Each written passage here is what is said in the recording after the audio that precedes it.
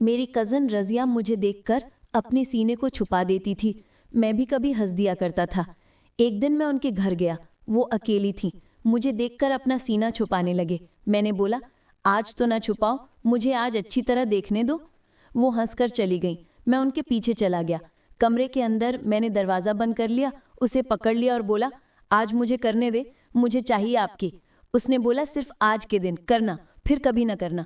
मैंने बोला, आज तो करने दे, फिर देखेंगे। मैंने उसे अच्छी तरह किया। उसका शौहर कराची था। इसको मैंने काफ़ी सुकून दिया। वो बहुत खुश हुई। एक दिन मैं उसे कर रहा था, उसकी ननद समीना ने देख लिया। पूरी कहानी सुनने के लिए सब्सक्राइब कर दो। रज़िया एक सुलझी हुई, समझदार और नेक दिल औरत थी। उसकी शादी को 6 साल हो चुके थे। शौहर अच्छा था, 2 बच्चे भी थे। जिंदगी आम सी चल रही थी, मगर दिल के किसी कोने में एक पुराना चिराग अब भी टिमटिमा रहा था। उसके कज़न फहद का चिराग। फहद बचपन का साथी, हम उम्र, हम मिजाज। दोनों एक दूसरे के इतने करीब थे कि जो बात रज़िया अपनी बहन से ना कहती, वो फहद से कह देती। मोहल्ले वाले, खानदान वाले सब समझते थे कि ये दोनों एक ना एक दिन शादी के बंधन में बन जाएंगे। मगर तकदीर कुछ और चाहती थी। रज़िया के घर वाले राजी ना हुए और फहद की शादी किसी और से हो गई। वक्त ने धीरे धीरे दोनों को अपनी अपनी जिंदगियों में मसरूफ कर दिया, मगर राब्ता कभी मुकम्मल खत्म ना हुआ। कभी कजिन्स के किसी फंक्शन में मुलाकात हो जाती, कभी सोशल मीडिया पर कोई सलाम दुआ। बज़ाहिर कुछ ना था, लेकिन अंदर ही अंदर एक जज्बा अब भी जिंदा था, बेनाम सा, खामोश सा।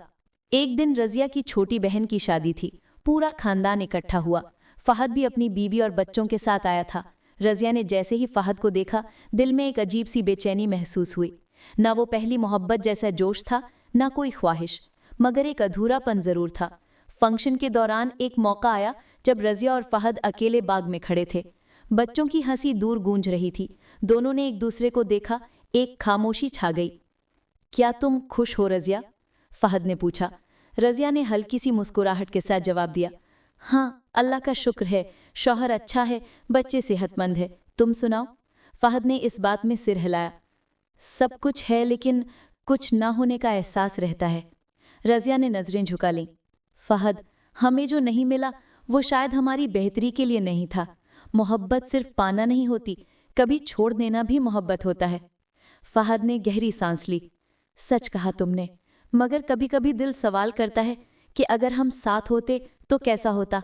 शायद बेहतर होता या शायद नहीं, लेकिन जो हमारे नसीब में लिखा गया वही सच है। अब हमारे बच्चे हैं, हमारी जिंदगियां हैं। माजी को याद रखना ठीक है, लेकिन उसमें रहना ठीक नहीं। फहद खामोश रहा। उसकी आंखों में नमी थी और रज़िया की आंखों में सुकून। वो पल ऐसा था जैसे दोनों ने दिल में दफन किए जज्बात को आखिरी बार सांस लेने दी हो।